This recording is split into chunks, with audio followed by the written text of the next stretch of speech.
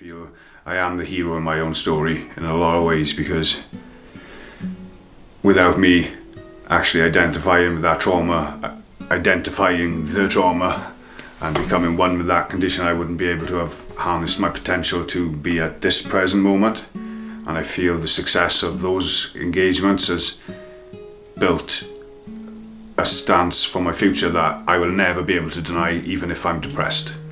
You know, if I have days of anxiety or depression, I'm still always going to have that idea now of, I can get through this, the future is waiting for me, and there's a lot of people relying on me to be there and to get my duties and my jobs done. Not all of those people relying on me are alive in this realm.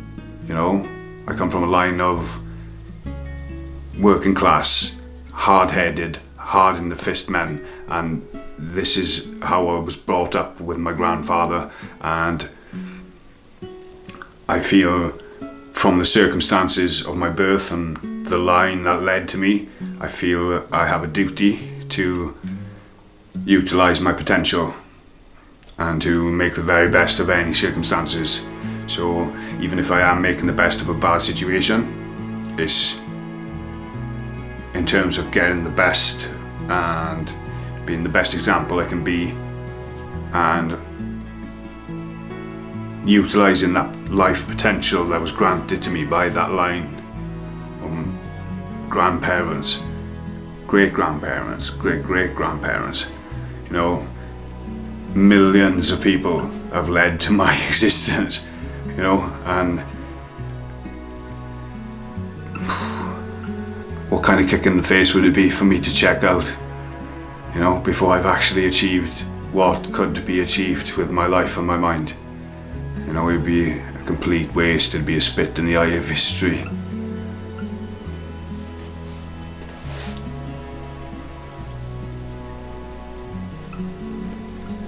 It would be more of an insult to me, to myself, to not try and engage with that potential. It would be like rubbing salt in my own wounds, you know, like taking away opportunities just by deleting the possibility of wanting to choose those opportunities in my mind.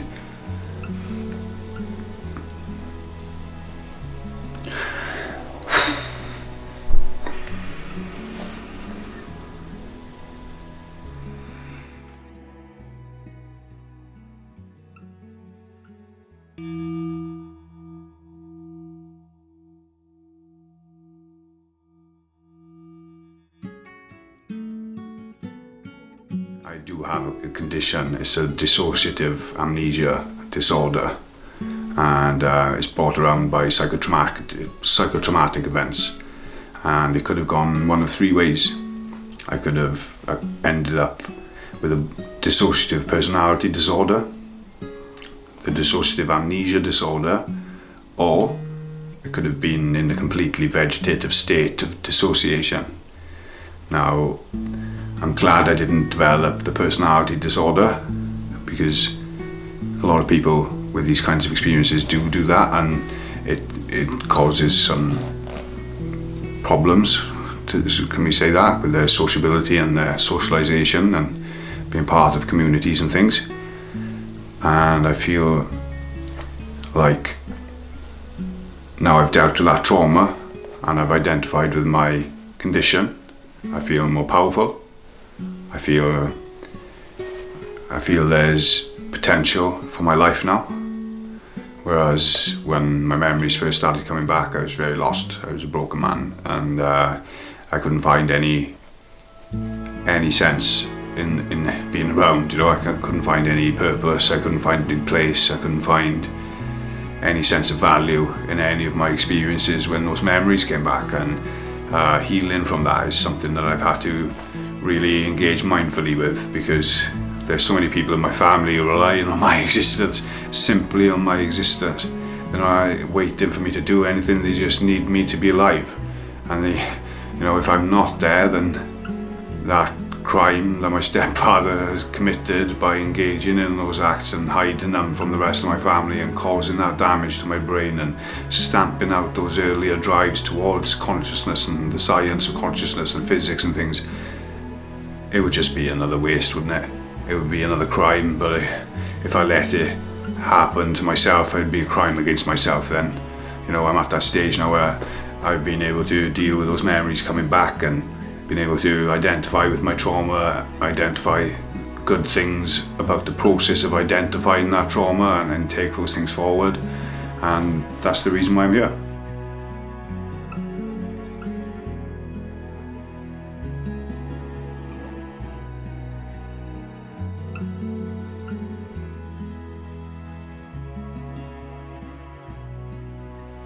I've had difficulty, but my triumphs in recent years have been greater than any of my losses, and I think that's the universe feeding back to me in some ways.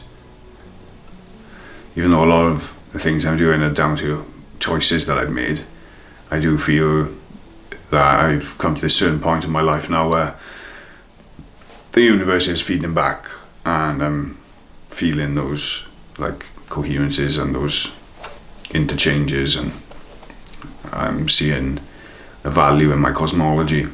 And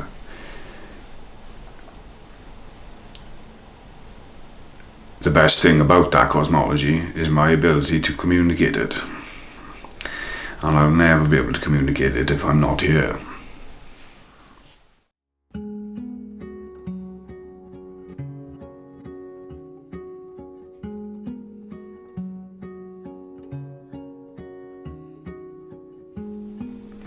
I haven't really much focused on the emotional well-being, and for that I do need support, and I do need a connection with somebody who I can talk to, and somebody who's going to understand me, accept my traumas as they are and the fact that they don't define me. And to be honest with you, I would really love to feel love now, you know, and to engage on that level whereby I would submit myself to that relationship, and it would nourish me in a way where I could be emotionally a castle rather than emotionally the broken rocks at the bottom of the well. You know, I know those are two opposite extremes, but there is no middle ground with this kind of condition. You're either emotionally heightened or emotionally cold. And I struggle sometimes because I'm in an emotionally heightened state, but my anatomy comes across as emotionally cold.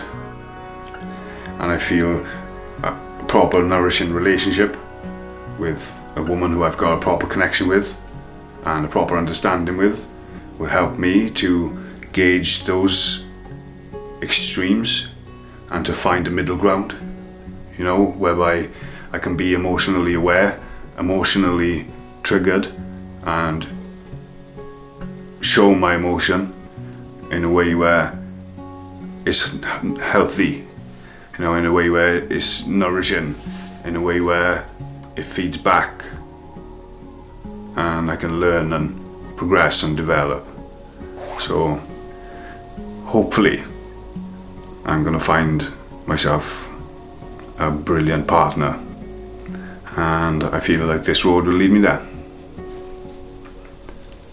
Following my heart, I suppose, and we see where it leads.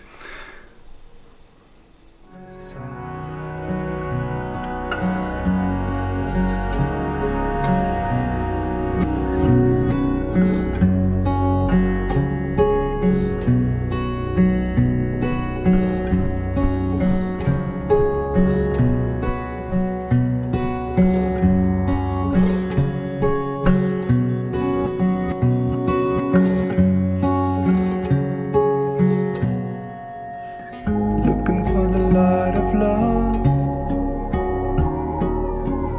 looking for the light.